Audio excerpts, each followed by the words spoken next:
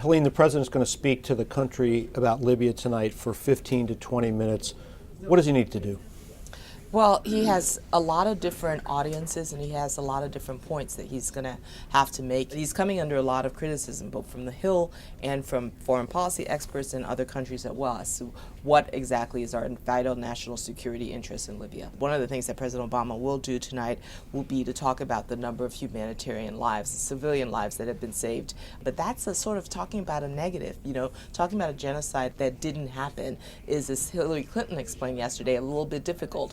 I think we prevented a great humanitarian disaster, which is always hard to point to something that didn't happen, but I believe we did.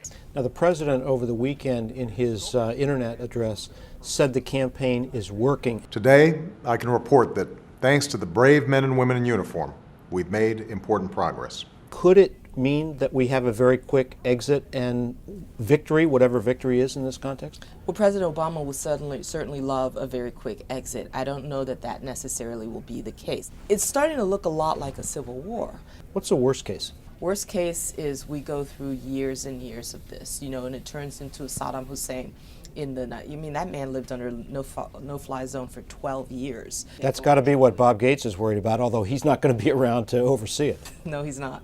Who says that we know that the rebels who we're backing are going to be any more humane, democratic, friendly to the United States than Gaddafi?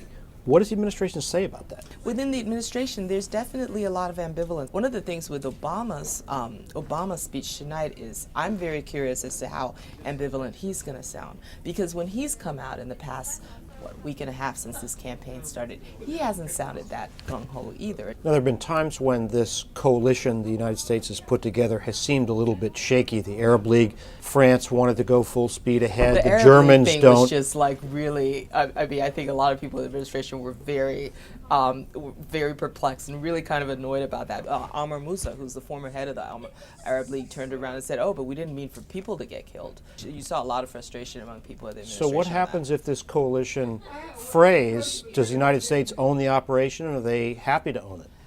They're definitely not happy to own it. But the reality is that when it comes to waging war, we do it better than anybody else.